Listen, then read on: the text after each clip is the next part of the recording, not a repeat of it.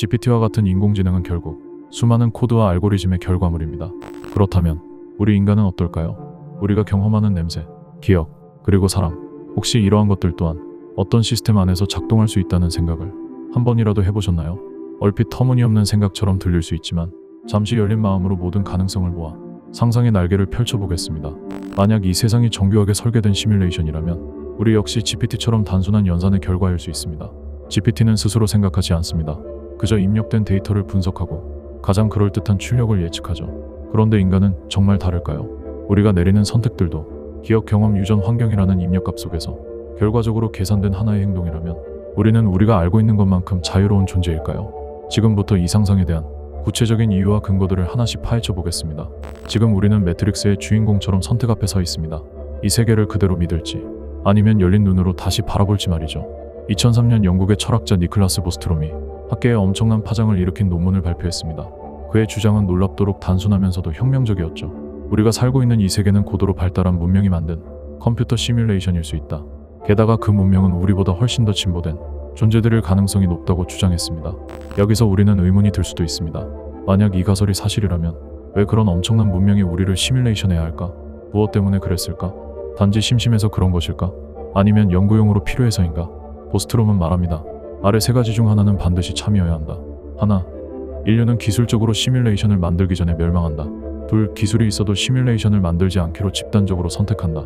셋, 시뮬레이션을 만들어내고 우리는 그 안에 존재한다. 이 세 가지 시나리오 중 단 하나만 맞아도 우리가 시뮬레이션 안에 있을 가능성은 매우 높아집니다.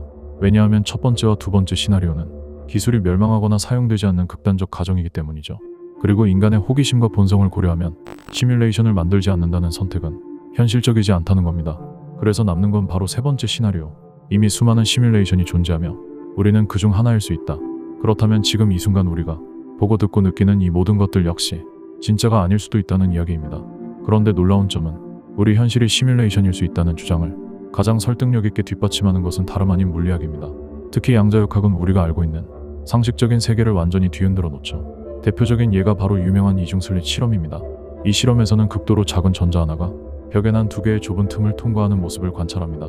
놀라운 점은 관측하지 않을 때는 전자가 파동처럼 행동해서 두 틈을 동시에 통과해 간섭 무늬를 만들어낸다는 것입니다. 하지만 관측하는 순간 전자는 입자처럼 행동하며 단 하나의 틈만 통과합니다.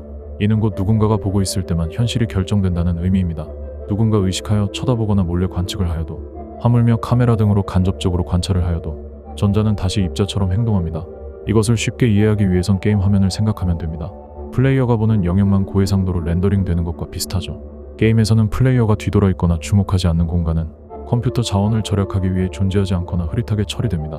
우리 우주도 이와 비슷하다면 어떻게 될까요? 우리가 뒤를 돌아보기 전까지 그 뒤에 있는 사물은 실제로 존재하지 않았을 수 있지 않을까요?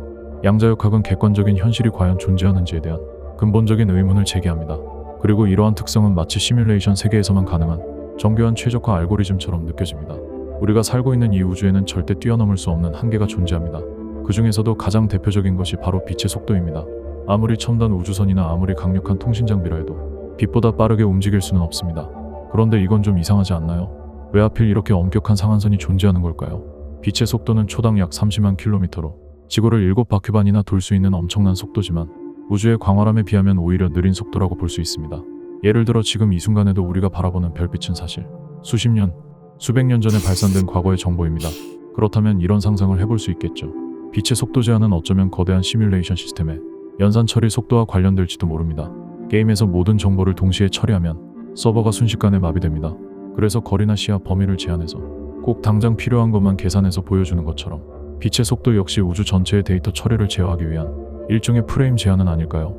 사실 정보 전달 속도가 제한적이라는 점은 우리가 경험하는 이 현실이 실시간으로 계산되는 어떤 체계 위에 존재한다는 흥미로운 비밀처럼 느껴집니다. 현실이라는 거대한 게임의 처리 속도, 그 한계가 바로 빛의 속도일지도 모릅니다. 여러분, 혹시 이런 경험 있으신가요? 처음 가본 장소인데 이상하리만치 익숙하게 느껴지거나 마치 이미 겪은 상황인 것처럼 느껴지는 일명 데자뷰 현상입니다. 심리학에서는 이를 단순히 기억의 착오로 설명하지만 과연 이걸 그렇게 넘겨버려도 될까요? 혹시 이건 현실에 숨겨진 코드 오류는 아닐까요? 현실의 틈은 아주 사소한 곳에서 드러나기 시작합니다. 하늘에서 트루먼에게 떨어진 조명, 그건 단순한 사고였을까요? 게임에서도 종종 NPC가 벽에 끼어붙거나 똑같은 동작을 반복하는 현상이 생기죠. 현실에서도 단순한 우연이라고 보기엔 너무 반복적이고 도저히 설명되지 않는 상황들이 존재합니다. 어떤 이들은 말합니다. 처음 방문한 도시에서 길모퉁이의 건물 벤치 위치, 지나가는 사람의 옷차림까지 마치 자신의 꿈속 장면과 완벽하게 일치했다고. 심지어 인터넷에는 꿈에서 미리 본 장소라는 키워드로 수많은 이미지가 공유되고 있습니다. 우리는 이를 단순한 기억차거나 뇌의 착각으로 치부할 수 있습니다. 하지만 정말 그게 전부일까요? 만약 그 모든 장면이 어떤 시스템이 재활용한 코드 조각이라면 한치의 오차도 없이 효율적으로 구성된 세계의 한 부분일 수 있습니다. 예를 들어 특정 숫자나 상징이 놀랍도록 자주 출현하거나 무의식적으로 똑같은 행동을 되풀이하게 되는 순간들, 또는 아무도 건드리지 않았는데 전자기기가 혼자 제멋대로 켜지고 꺼지는 경우. 이런 현상들은 물리 법칙으로는 설명되지 않지만 시뮬레이션의 버그 현상으로 가정하면 오히려 더욱 그럴듯하게 들립니다. 더불어 우주가 수학적으로 너무나 정교하다는 점도 의심스러움을 자아냅니다. 행성의 움직임부터 전자기파의 주기, 황금 비율과 프랙탈 구조까지 자연이 이토록 수학적 규칙을 정밀하게 따르는 이유는 무엇일까요? 마치 누군가 정교한 알고리즘을 설계해놓고 그 안에서 세상이 움직이도록 조정해놓은 듯한 느낌이죠. 이것이 진짜 현실이라면 더 무작위적이고 혼돈스러워야 하지 않을까요? 이 모든 정밀함과 반복성, 정말 순수한 우연일까요? 아니면 누군가 만든 코드의 흔적일까요? 만약 지금까지 우리가 이야기한 모든 가능성이 사실이라고 가정해보죠. 이 세상이 시뮬레이션이라면 우리는 무엇을 믿어야 할까요? GPT는 수많은 데이터를 분석하여 가장 개연성 높은 문장을 생성해냅니다. 그리고 우리 인간은 여러 가지 기억과 감정을 바탕으로 가장 그럴듯한 선택을 해나가며 살아가죠. 그렇다면 결국 우리는 GPT와 크게 다르지 않을지도 모릅니다. 단지 우리에게 주어진 입력값이 더욱 복잡하고 감성적일 뿐, 어쩌면 우리가 믿는 자유의지조차 사실은 시뮬레이션이라는 틀 안에 있는 조건부 선택일 수 있습니다. 하지만 그렇다고 해서 우리는 여전히 슬퍼하고 사랑하고 꿈꾸며 GPT와는 다른 방식으로 삶의 깊이를 느끼며 살아갑니다. 그렇다면 진정으로 중요한 건 누가 코드를 만들었는지가 아니라 우리가 이 코드 안에서 어떤 의미를 창조해내느냐가 아닐까요? 지금까지 살아온 기억과 사랑했던 감정, 지금 이 순간의 고통과 기쁨이 모두 설계된 자유의지라는 믿음 속에서 파생된 연상 결과라면, 그럼에도 불구하고 중요한 건 바로 무엇이냐면 이 모든 감정은 진짜라는 겁니다. 누군가가 코드를 짰든 알고리즘이 정한 규칙 속에 있든 우리가 느끼는 슬픔과 기쁨은 결코 가짜가 아닙니다.